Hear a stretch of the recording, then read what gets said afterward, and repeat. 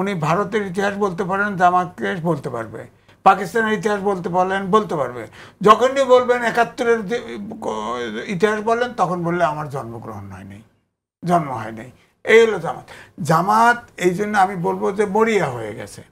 আর জুলাই সনদের ব্যাপারে এখানে এনসিপির কথা দেখে বোঝা যাচ্ছে তাদের সাথে একটা আন্ডারস্ট্যান্ডিং ছিল যে তারা কিন্তু কোনো পিআর সাপোর্ট করে নাই এনসিপি, কিন্তু জামাত এবং এনসিপি পিআর সিস্টেম না দিলে জামাত স্বাক্ষর করবে না, এবং এনসিপি আইনি ভিত্তি না দিলে স্বাক্ষর করবে না। এটা একটা আন্ডারস্ট্যান্ডিং ছিল, বোঝা যায়। আমার কাছে জামাতকে খুবই বেপরোয়া মনে হচ্ছে, ক্ষমতা দখল তারা করবেই এরকম একটা মরিয়া অবস্থা মনে হচ্ছে। যেমন আজকে ৭১-এ একটা প্রোগ্রাম করলো, আমার কাছে ভয়েস রেকর্ড আছে, জামাতের সেক্রেটারি জেনারেল বলছে আল্লাহ তৌফিক দিয়েছে কোরআনের আইন আমরা বদলাতে পারবো। তাহলে তাদের পলিটিক্সটা কি, সেটা কি বলছে জনগণকে? রাজনীতি ইলেকশন করতেছে তো, ৩০০ সিটে নমিনেশন দিচ্ছে না, দিছে তো। আবার বলেছে যে আপনার দাঁড়িপাল্লায় এটা বন্ধ হয়েছে, আপনাদের এই এখানেই বলছিলাম দাঁড়িপাল্লায় ভোট দিলে এখন খুচরা নেতারা বলেই যাচ্ছে দাঁড়িপাল্লায় ভোট দিলে বেচতে যাওয়া যাবে, এবং গ্রাম বাংলার সাধারণ নারীদের কাছে এইটা আলোচনা করা হচ্ছে, সব ডোর টু ডোর যাওয়া হচ্ছে, কথা বলা হচ্ছে, কারো অসুখ হচ্ছে, কারো কিছু প্রয়োজন হচ্ছে, তা সাপ্লাই দেওয়া হচ্ছে। অর্থাৎ এগুলো কি এক ধরনের ষড়যন্ত্র না, রিগিং? কি বলবেন? এটা তো পলিটিক্সটা তো পলিটিক্সের জায়গায় থাকছে না। সুতরাং জামাত যে কোনো, আবার এও বলেছে যে ভোটার ট্রান্সফার করা হবে প্রয়োজনে। ভোটার ট্রান্সফার ধরেন একটা জায়গায় ১০,০০০ ভোট আছে জামাতের একটা সিটে, ওয়েস্টমিনিস্টার হিসেবে, এই ১০,০০০ তো তাদের প্রার্থী পাস হবে না, আর একটা সিটে ১০,০০০ কম আছে, ওইখানে যে ভোটার বানাই দিবে। এটা তাদের পক্ষে সম্ভব, কারণ গুপ্ত শিবির, গুপ্ত জামাত তো আছে, এটা করবে।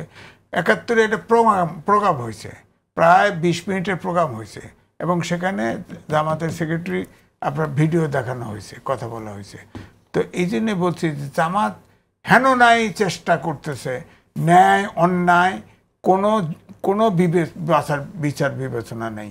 এই জন্য নাহিদ ইসলাম বলেছে, আমি আগেও বলেছি যে আপনারা গণ অভ্যুত্থানে শহীদদের বিচার চান, তাহলে ৭১-এর বিচার কেন চান না? ওটা যদি বিচার হয় তাহলে ৭১-এর গণহত্যার বিচার হবে না? একই তো, ওটা তো ৭১ তো দেখে নাই, যার দাদাও ৭১ দেখে নাই সে ওটা বুঝবে না ৭১ কি। ৭১-এর সাথে ২৪-এর তুলনা চলে না। ৭১ ভয়াবহ, ৭১ একটা দেশ পাইছে, দেশ স্বাধীন পাইছে। ৭১-এ যে পরিমাণ হত্যাযজ্ঞ, যে পরিমাণ ধ্বংসযজ্ঞ হয়েছে, এটার সাথে এই ভূখণ্ডের আর কোনো কিছু আলোচনা যায় না।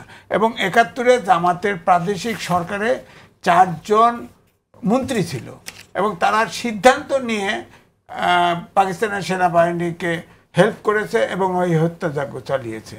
সুতরাং এর জন্যে আপনি যদি জামাতকে বলেন যে ৭১-এর দায়, আমি দেখেছি তো যমুনা টিভিতে নিকল ধরছে যে আপনারা ৭১-এর জন্যে ক্ষমা চাইবেন না, বলছে আমাকে কেন বলেন, আমি তো তখন জন্মগ্রহণ করি নাই। অর্থাৎ উনি ভারতের ইতিহাস বলতে পারেন, জামাতকে বলতে পারবে, পাকিস্তানের ইতিহাস বলতে পারবে। যখনই বলবেন ৭১-এর ইতিহাস বলেন, তখন বললে আমার জন্মগ্রহণ হয়নি, জন্ম হয় নাই। এই হলো জামাত। এই জন্য আমি বলবো যে মরিয়া হয়ে গেছে।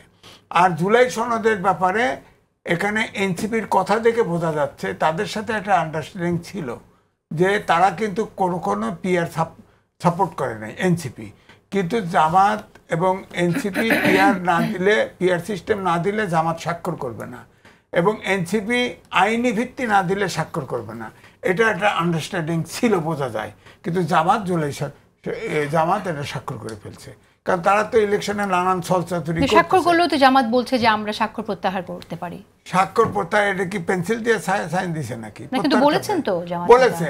এইটাই তো চাতুরতা, এইটাই তো বদমাইশি।